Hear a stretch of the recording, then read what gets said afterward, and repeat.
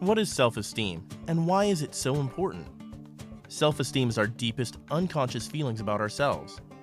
It is important to develop healthy self-esteem because those unconscious feelings manifest themselves externally in the choices we make and our ability to set healthy boundaries. People with healthy self-esteem are empowered to make better choices and set healthier boundaries than those with poor self-esteem. Whether a person has healthy or poor self-esteem will have a profound positive or negative effect on the quality of that person's entire life.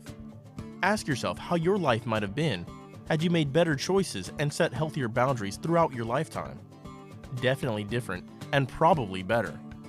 The development of healthy or poor self-esteem is not a socioeconomic issue.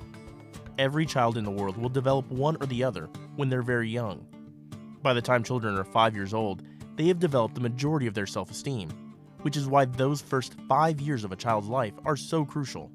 And since parents are the major influence in the development of their child's self-esteem, it begins at home. Once people make the decision to become parents, they take on the responsibility of helping their children grow up, believing in themselves and loving themselves, so they will not only be prepared to survive the ups and downs of life, but be prepared to thrive. During those formative years, from birth to 5 years old, when self-esteem is formed, a child's mind is like a sponge. It is thirsty for information. It is also very literal. It believes everything it is told. This is when children discover their own individuality and develop the self-belief system that will last them a lifetime. How children feel about themselves for the rest of their lives depends on how their parents interact with them when they're very young. Unfortunately, most parents don't understand the urgency of helping their child develop healthy self-esteem throughout those first 5 critical years. The signs of poor self-esteem start to present themselves very early on.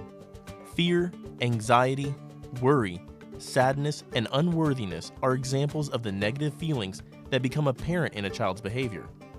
However, most parents don't recognize these early warning signs due to lack of experience or knowledge. Even when parents do notice the symptoms, they usually think their child will grow out of them. The truth is, they won't outgrow them, and the problems will only get worse. In elementary school, the issues become more obvious. Poor attitude and poor grades, lack of participation, anger and negative interaction with others are just a few of the many ways poor self-esteem manifests itself. Many parents choose to ignore these signs for fear that to acknowledge their child is struggling will give others the impression that they're bad parents. By middle and high school, the unacknowledged, untreated, and unresolved negative issues can manifest themselves in devastatingly poor behavior and choices. Drug and alcohol addiction, depression, obesity, bullying, gangs, and run-ins with the law are but a few examples of the heartbreaking effects of a child's poor self-esteem. As adults, the children who develop poor self-esteem tend to exhibit poor health, criminal behavior, and limited economic prospects. And the parents, having no idea how their child ended up like this, try to shift the blame to teachers, coaches, and any other adults who influence their child along the way. Or they just shrug and ask themselves, where did we go wrong? At full esteem ahead, by 5 to thrive is our motto. Our mission is to empower children with the tools necessary to build healthy self-esteem before they enter kindergarten, and to empower their parents with the knowledge and strategies to help them do so.